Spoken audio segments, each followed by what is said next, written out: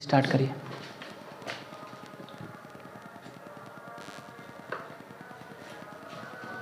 प्यारे हमारा अमर रहेगा, याद करेगा जहां। प्यारे हमारा अमर रहेगा, याद करेगा जहां। तू मुमताज है मेरे ख्वाबों की, मैं तेरा शाहे जहां। हेलो दोस्तों, आज हम लोग पढ़ेंगे डाइजेस्टिव सिस्टम। क्लास 11th का टॉपिक है डाइजेस्टिव सिस्टम। इसको हम लोग एक टॉपिक के मान के चलेंगे, चैप्टर में नहीं, हम लोग एक टॉपिक की तरह पढ़ा रहे हैं आपको। तो इसको क्या डाइजेस्टिव सिस्टम है, जिसका हिंदी है पाचन तंत्र। हम लोग अभी आज इसका थोड़ा सा हम लोग कुछ इसका देख लेते हैं कि क्या क्या इसमें आपको पढ़ना है, कैसे क्या करना है, और उसके बाद हम लोग क्लासेस को स्टार्ट करते हैं। पहले आपको पाचन तंत्र पढ़ाने से पहले हम आपको दांत पढ़ा चुके हैं। ऐसे प्लेलिस्ट में होगा, हमारे वीडियो जो कि डिस्क्रिप्शन में जाके देखेंगे, या तो प्लेलिस्ट में तो मिल जाएगा आपको। हम दांत पढ़ा चुके हैं, क्योंकि पाचन तंत्र में दांत का बहुत ही बड़ा भूमिका है। दांत ही हम लोग को मेन खाना खाते, अगर दांत नहीं रहता है तो खाना नहीं सही से खा पाते। और हाँ, ये बात बता देते हैं आपको कि दांत जो होते हैं, अगर दांत सही से नहीं रहेगा कि आदमी का, तो सही से खाना नहीं खाएंगे, और सही से खाना नहीं खाएंगे तो क्या होगा उन पर शरीर आगे बताने वाले। चलिए स्टार्ट करते हैं। तो डाइजेस्टिव सिस्टम आपको लिखा हुआ पिक्चर आपको दिखाई दे रहा है, अभी हम लोग सब पढ़ने वाले हैं। आहार नाल, पाचक ग्रंथि मतलब डाइजेस्टिव ग्लैंड, मुख गुहा क्या, ग्रास नली क्या, आमाशय, छोटी आंत, बड़ी आंत, गुद्दा, सब बारे में अभी हम लोग बात करने वाले हैं। चलिए स्टार्ट करते हैं। पहले डाइजेस्टिव सिस्टम के बारे में बात करेंगे, तो इसका हिंदी होता है पाचन तंत्र। क्या होता है? पाचन तंत्र। डाइजेस्टिव सिस्टम का होता है हिंदी पाचन तंत्र। डाइजेस्टिव सिस्टम का हिंदी पाचन तंत्र। अब बात करते हैं आपको कि हम लोग जो भोजन करते हैं, रियलिटी बताइए, हम लोग जो सचमुच जो भोजन करते हैं, हम क्यों करते हैं? खाना खाते हैं। क्योंकि हम लोग खाना खाते से क्या पेट भर लेने के लिए, तुरंत फुलाने हो गया खाना? नहीं, तुरंत फुलाने से ये नहीं कि सोचिए कि खाना खा लिए। आप कभी रियलाइज़ करिए कि जिस तरह से आपको गाड़ी को चलाने के लिए, जैसे कोई भी गाड़ी चलता है, बाइक हो, कार हो, ट्रेन हो, कुछ भी गाड़ी चले, उनको एनर्जी चाहिए। एनर्जी उनको कहाँ से मिलता है? पेट्रोल से गाड़ी चलता है, डीजल से, इलेक्ट्रिसिटी से, बिजली से गाड़ी चलता है। तो उनका अगर इलेक्ट्रिसिटी नहीं दीजिए, या डीजल नहीं दीजिए, या पेट्रोल नहीं दीजिए, अगर बाइक में तेल खत्म हो जाता है तो गाड़ी चलता है? बाइक नहीं चलता है। क्यों? क्योंकि उनका एनर्जी कहाँ से मिल रहा था? पेट्रोल से। उनका एनर्जी कहाँ से मिला था? डीजल से। अगर नहीं वो रहेगा तो गाड़ी नहीं चल सकती है। उसी तरह से हम लोग को जीवन में है, अगर हम लोग जो भोजन करते हैं, भोजन करने का मुख्य कारण क्या है? भोजन करने का मुख्य कारण क्या है? हम लोग ऊर्जा प्राप्त करना। उस भोजन से क्या प्राप्त करते हैं? हम लोग ऊर्जा को प्राप्त करते हैं। भोजन करने का मेन उद्देश्य होता है कि हम लोग उससे ऊर्जा प्राप्त करते हैं। अगर ऊर्जा नहीं प्राप्त करेंगे, सही अगर एनर्जी नहीं रहेगा, तो हम लोग नहीं चल सकते। जिस तरह से गाड़ी नहीं चल सकती पेट्रोल के बिना, उसी तरह से हम लोग भोजन के बिना हम लोग जीवन जीना हराम हो जाएगा। मतलब जीवन नहीं जी सकते, नहीं चल सकते, नहीं हम लोग भी चल सकते।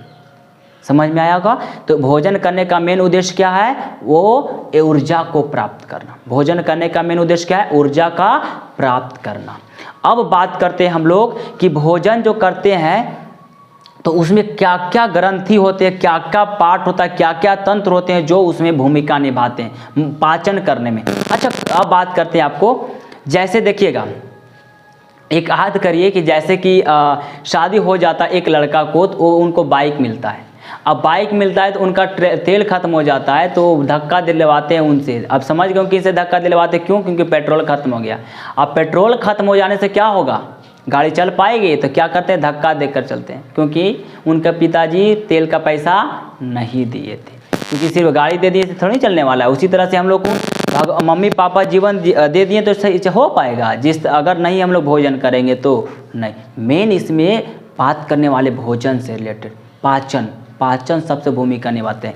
सही से हम लोग अगर भोजन पाचन नहीं होगा तो हम लोग बहुत सारे बीमारी, क्योंकि हम लोग एनर्जी नहीं प्राप्त कर पाएंगे। अगर एनर्जी नहीं मिल पाएगा तो हर एक तरह का बीमारी और हम लोग का जीवन जीना मुश्किल पड़ जाएगा और मर सकते हैं। सबसे भूमिका निभाना हम लोग का भोजन है। भोजन के बिना, इसलिए बड़ा बड़ा बिजनेसमैन, बहुत बड़ा बड़ा आदमी कह गए हैं कि बोल सकते हैं कि अगर आपको इन्वेस्टमेंट करना है, आपको मतलब अगर इन्वेस्ट करना है, पैसा खर्च करना है ज़्यादा से ज़्यादा, तो अपना शरीर पर खर्च करिए। अगर अपना शरीर पर खर्च करेंगे, अपना आप खान पान पे, सेहत पर ध्यान देंगे, तो आप हमेशा आप हर एक काम को अच्छा से कर लीजिएगा। अगर शरीर पर आप नहीं ध्यान देंगे तो आप अच्छा से नहीं कर पाते। लेकिन हम शायद लगता है नहीं ध्यान दे रहे, क्योंकि हम अभी भूखे हैं। चलिए स्टार्ट करते हैं। आहार नाल, इसमें पाचन तंत्र में दो तरीका बात है, आहार नाल और एक होते हैं पाचक ग्रंथि।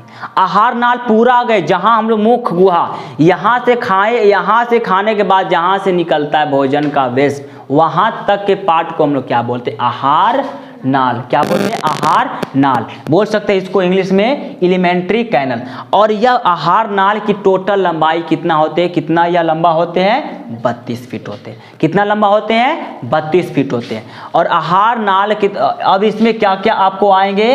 तो 32 फीट में मुख गुहा आ जाएंगे। मुख गुहा क्या होता है? Buccal cavity. जो ये देखिए ना, गुहा क्या होता है? कैविटी पता है क्या होता है? जहां खाली स्थान होता है। जहां क्या होता है? खाली स्थान होता है, जहां हम लोग उसमें कुछ लेते हैं। देखिए खाली स्थान है, इसमें क्या करेंगे? खाना खाएंगे, तो इसको क्या बोलते हैं? मुख गुहा। यहां से शुरू हुआ और फिर कहा जाएगा ग्रास नली में। क्या जाएगा? यहां से शुरू हुआ, देखिए मुख गुहा, फिर जाएगा क्या? ग्रास नली में। ग्रास नली के बाद फिर क्या हो जाएगा? अमाशय में। देख रहे होंगे ये वाला अमाशय, अग्नाशय नहीं बात करें, किस में जाएगा? अमाशय में। फिर कहाँ जाएगा? छोटी आंत में। किस में जाएगा? छोटी आंत में। छोटी आंत में जाने के बाद फिर कहाँ जाएगा? बड़ी आंत में। फिर क्या होगा? गुद्दा के सहारे बाहर निकलेगा। फिर से बात करते हैं, हम लोग जो भोजन करते हैं पहले कहाँ से कहाँ लेते हैं? पहले मुख गुहा। कहाँ? मुख गुहा। उसके बाद फिर ग्रास नली, ग्रास नली। उसके बाद फिर अमाशय, अमाशय के बाद फिर छोटी आंत, छोटी आंत के बाद फिर बड़ी आंत, और फिर उसके बाद गुद्दा। गुद्दा मतलब एनस के सहारे वह बाहर निकल जाते भोजन। इतना हम लोग का आहार नाल है। और इसका लंबाई टोटल बात किया जाए तो कितना होते हैं? 32 फीट होते हैं। 32 फीट। अब हम लोग भोजन जो करते हैं तो उसमें दांत जो होता है ना, दांत, ये दांत बहुत ही बड़ा भूमिका निभाता है। दांत का बहुत ही बड़ा भूमिका निभाता है। अगर भोजन को हम लोग छोटा छोटा नहीं कर सकते हैं तो क्या वह भोजन अंदर जा पाएगा? सही से नहीं जा पाएगा। हम लोग का दांत का काम क्या बताइए? दांत का काम क्या पता है? भोजन को थूर कूच काट के छोटा करना। कूट काट देते ना उसको, एकदम लिए एकदम थूर थाड़ के उसको छोटा कर देते, मतलब कूट काट के उसको छोटा करके, और उसके बाद हम लोग ग्रास नली के सहारे जाते हैं, थूर थाड़ के कूट काट कर देते हैं। अगर दांत नहीं रहेगा तो क्या करते हैं? वो निगल जाते हैं। देखिएगा बूढ़ा लोग रोटी नहीं खाएंगे क्योंकि भोजन नहीं चबा पाएंगे, क्योंकि जो भोजन नहीं चबा पाएंगे तो कैसे जाएगा? रोटी कम खाते, रोटी खाते नहीं, उन लोग खाते हैं भात या गिल्ला खाना खाते, सूखा वाला खाना नहीं खाते, समझे ना? उनको दे दीजिए चना चबाने के लिए, क्या होता है बेचारे को। तो अब ये हम लोग हंसना नहीं चाहिए, क्योंकि हम लोग कल उन्हीं का ऐनक है। हम लोग भी वही बनने वाले अगले समय आने वाले। कोई बूढ़ा बनेंगे तो हम अब बनेंगे बूढ़ी अगले आने वाले समय। तो आपको ये दिखाई दिया हो। अब बात करते हैं, दांत समझ में आ गया। दांत क्या होता है? हाँ, दांत के बारे में अगर पढ़ना है तो और पिछले वाले क्लास में पढ़ा दिए। दांत कितने प्रकार के होते हैं, दांत क्या है, दांत का कितने उस दांत का काम क्या है, तो सब हम लोग कर चुके हैं। प्री मोलर क्या होता है, मोलर क्या होता है, दूध का दांत किसको बोलते हैं, बुद्धि का दांत किसको बोलते हैं, सब पढ़ा चुके हैं। ये वीडियो में देख लीजिएगा हमारा। अब बात करते हैं हम लोग डाइजेस्टिव ग्लैंड, पाचक ग्रंथि। अब बोलेगा सर मुझे बताइए ग्रंथि क्या है?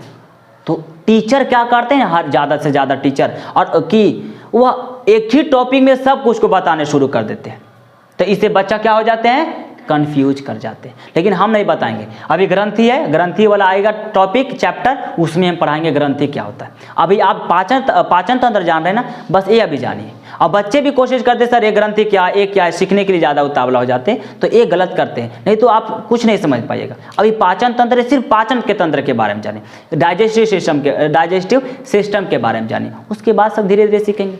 तो पाचक ग्रंथि मतलब भोजन को पाचन करने के लिए कुछ ग्रंथियाँ मदद करते हैं। क्या क्या? लार ग्रंथि। बोलेगा लार ग्रंथि क्या, क्यों, कहाँ लार ग्रंथि मदद करते हैं? भोजन को गीला करके भोजन को भिंगा कर भेजता है कौन? लार ग्रंथि। और यहाँ तक कि आपको बता दे, लार जो होता है ना बहुत ही बड़ा भूमिका निभाता है। अगर लार आपको नहीं रहेगा तो पता हम लोग भोजन को क्या करते हैं, इतना थोड़ी हम लोग का हाथ है, या हम लोग का खाना कि शुद्ध खाना खा लेते हैं, एकदम दूध के धोवल खाना खा लेते हैं हम लोग, ऐसा नहीं है। उसमें भी गंदगी रहता है, उसमें भी और बैक्टीरिया वगैरह रहता है। तो वो पता है कहाँ के नष्ट होता है? लार में आके। हम लोग मुंह में लिए, लार मिलाए, लार खत्म कर देता है आधा चीज़ को, और उसके बाद हम लोग निकलते हैं। देखते हैं कहीं कहीं जाते होंगे तो कुछ खाने का रहेगा, तुरंत हाथ छान लेंगे और चाट जाएंगे, हाँ चाट जाएंगे, फिर उनका बैक्टीरिया नहीं गया उसमें, लेकिन इसको कौन नष्ट करते हैं पता है? कौन नष्ट करते हैं? लार। तो बीमार नहीं पड़ते। जहाँ गए वहाँ जाके चाट लिए इस तरह से, हाथी में लेकर बस दे दीजिए, चाट लिया, फिर इस तरह से हो गया। ठीक है, तो लार ग्रंथि, फिर जठर ग्रंथि भी भूमिका निभाते हैं। जठर ग्रंथि बताएंगे अभी। Liver plus पित्ताशय।